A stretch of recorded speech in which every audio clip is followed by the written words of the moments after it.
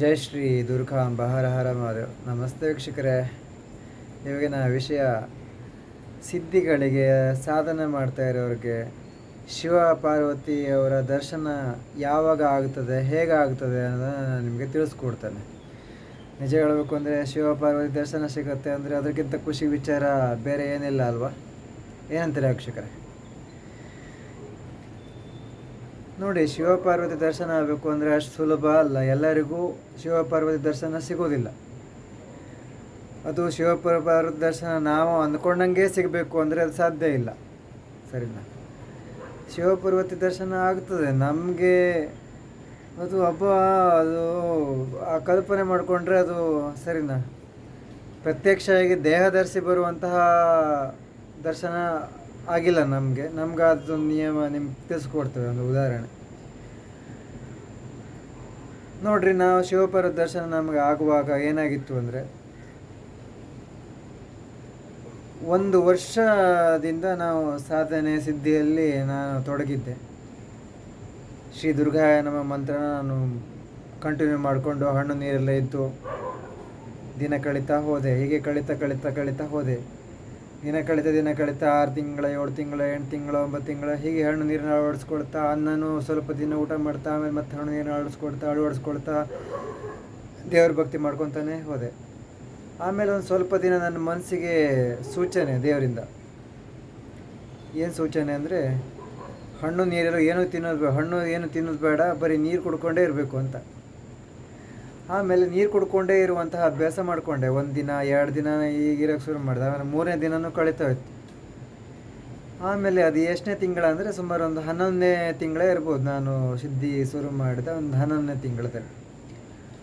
11ನೇ ತಿಂಗಳಲ್ಲಿ ಏನಾಯಿತು ಅಂದರೆ, ಅದೇ 3ನೇ ದಿನವೂ ನಾನು ನೀರು ಕುಡ್ಕೊಂಡೇ ಇದ್ದೆ. 3ನೇ ದಿನ ನನಗೆ ನೀರು ಕುಡ್ಕೊಂಡು 3ನೇ ದಿನ ನನಗೆ ಮನಸ್ಸಲ್ಲೇ ಯಾರೋ ಮಾತಾಡ್ದಂಗೆ ಆಯಿತು, ಶೇಖರ.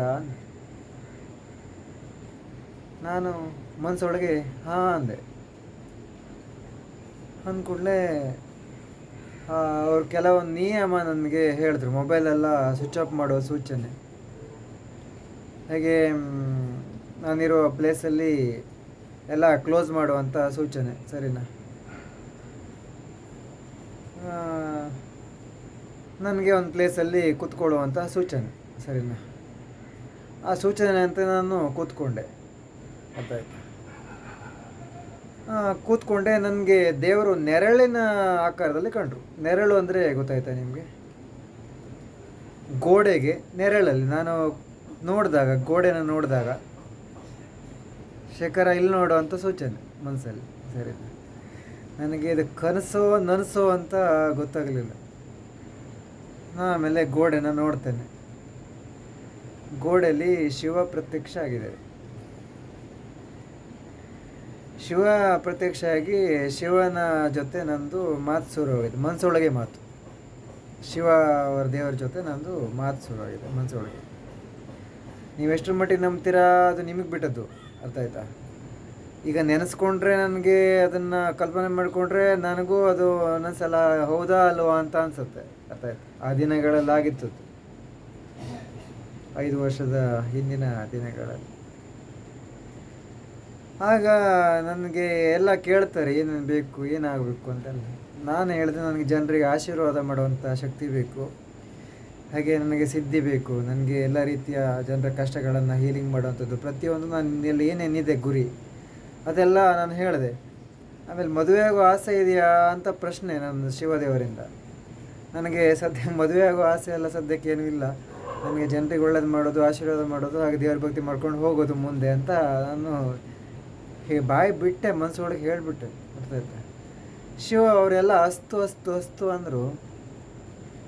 ಆಮೇಲೆ ಪಾರ್ವತಿ ದೇವ್ರನ್ನ ನೋಡಬೇಕಾ ಅಂತ ಕೇಳಿದ್ರು. ಹಾಂ ಅಂದೆ ಮನಸ್ಸೊಳಗೇನೆ, ಹೌದು ಅಂತ. ಪಾರ್ವತಿ ದೇವರು ಲಿಂಗನ ಹಿಡ್ಕೊಂಡು ಪೂಜೆ ಮಾಡ್ತಾ ಇರುವ ಹಾಗೇನೋ ಕಾಣಿಸಿದ್ರು. ಪಾರ್ವತಿ ದೇವರೇನೋ ಮಾತಾಡಲಿಲ್ಲ, ಅರ್ಥ ಆಯ್ತು? ಶಿವದೇವರು ಮಾತ್ರ ಮಾತಾಡಿದ್ರು, ಅದು ನೆರಳಿನ ಆಕಾರದಲ್ಲಿ. ಆಮೇಲೆ ನನಗೆ ಎಚ್ಚರ ತಪ್ಪದೆ ನನ್ನ ಕಲ್ಪನೆ ಇಲ್ಲ ನನಗೆ. ಆಮೇಲೆ ಭೂಲೋಕದ ಕಲ್ಪನೆ ಇಲ್ಲ, ಅಷ್ಟೇ ನೆನಪು ನನಗೆ, ಆಯ್ತಾ? ಆಮೇಲೆ ಮತ್ತೆ ಮನಸ್ಸೊಳಗೆ ಶಿವ ಅವರು ಎಲ್ಲ ಮಾತಾಡ್ತಾ ಇದ್ರು, ಏನೋ ಮನಸ್ಸೊಳಗೆ, ನಾನು ಏನೋ ಉತ್ತರ ಕೊಡ್ತಾ ಇದ್ದೆ ಅದಕ್ಕೆಲ್ಲ. ಆಮೇಲೆ ನನಗೆ ಅದು ಸಮಾಧಿ ಸ್ಥಿತಿಗೆ ಹೋಗಿದ್ದೀನಿ ನಾನು, ನನಗೆ ಗೊತ್ತಿಲ್ಲ ಸಮಾಧಿ ಸ್ಥಿತಿ ಅಂತ ಅದು. ಶಿವ ಅವರು ನನ್ನ ಸಮಾಧಿ ಸ್ಥಿತಿ ಕರೆಸ್ಕೊಂಡಿದ್ದಾರೆ. ಸಮಾಧಿ ಸ್ಥಿತಿ ಕರೆಸ್ಕೊಂಡು ನಾನು ಎಷ್ಟೋ ದಿನದ ಮೇಲೆ ಎದ್ದೇಳ್ತೀನಿ. ಆ ಸಮಯದಲ್ಲಿ ಯಾರೂ ಇರಲಿಲ್ಲ, ಅಲ್ಲಿ ಯಾರೂ ಬರಲಿಲ್ಲ, ಎಷ್ಟು ದಿನ ಅಂತ ಗೊತ್ತಿಲ್ಲ ಅದು ಸರಿ ನನಗೆ.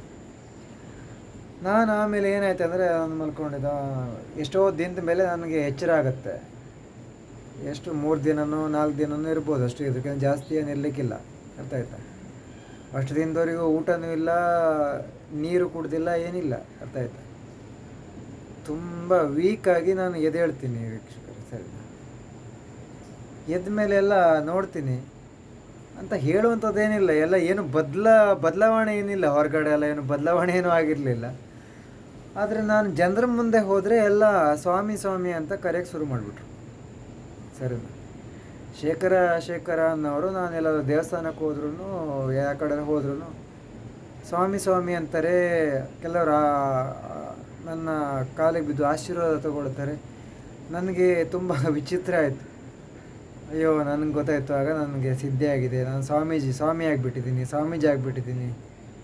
ಇನ್ನು ನಂದೇನಿದ್ರು ದೇವ್ರ ಭಕ್ತಿ ಮಾಡೋದು, ದೇವ್ರ ಕೆಲಸ ಮಾಡೋದು, ಭಕ್ತರಿಗೆ ಆಶೀರ್ವಾದ ಮಾಡೋದು, ಅವ್ರ ಕಷ್ಟನ ನಿವಾರಣೆ ಮಾಡೋದು, ಇದೇ ಕೆಲಸ, ಧರ್ಮದ ಕೆಲಸ ಅಂತ ಅಂದ್ಕೊಂಡು ನಾನು 2019ರಿಂದನೂ ದೇವರ ಭಕ್ತಿ, ದೇವರ ದರ್ಶನ ಶುರು ಮಾಡಿದವನು ಇದುವರೆಗೂ ಮಾಡ್ತಾನೇ ಇದ್ದೀನಿ. ಇನ್ನು ಮುಂದೆನೂ ಮಾಡ್ತಾನೇ ಇರ್ತೀನಿ. ಇದು ವೀಕ್ಷಕರೇ, ಇದು ನನ್ನ ಕತೆ, ಸಿದ್ಧಿಗಳ ಕತೆ. ಹೀಗೆ ಸರಿನಾ. ಮನುಷ್ಯ ಅಂದಮೇಲೆ ಯಾವುದೂ ನಾವು ಅಂದ್ಕೊಂಡಂಗೇನು ಇರಲ್ಲ, ಅಂದ್ಕೊಂಡಕ್ಕಿಂತ ಜಾಸ್ತಿನೂ ಆಗುತ್ತೆ, ಕಡಿಮೆನೂ ಆಗುತ್ತೆ. ಈಗ ನಾನು ಸಿದ್ಧಿ ಎಲ್ಲ ಮಾಡ್ಕೊಂಡಿದ್ದೀನಿ, ಆದರೆ ನನಗೆ ಇದ್ರ ಬಗ್ಗೆ ಅಷ್ಟು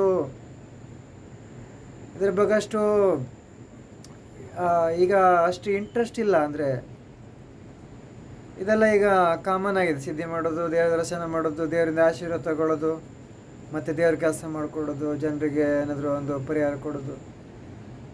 ಮೊದಲು ಸ್ಟಾರ್ಟಿಂಗಲ್ಲಿ ತುಂಬ ಕುತೂಹಲ ಇತ್ತು, ಸರಿನಾ.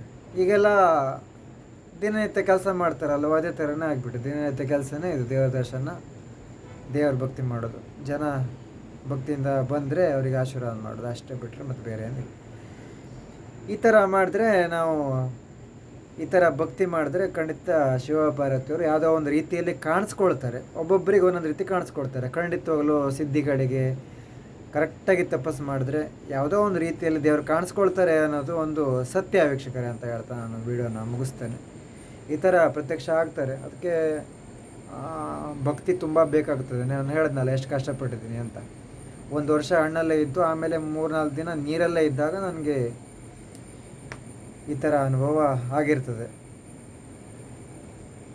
ಏನನ್ನಿಸುತ್ತೆ ನಿಮಗೆ ಇದು ವೀಕ್ಷಕರೇ? ಜೈ ಶ್ರೀ ದುರ್ಗಾಂಬ. ಮುಗಿಸ್ತಾನೆ ವಿಡಿಯೋ.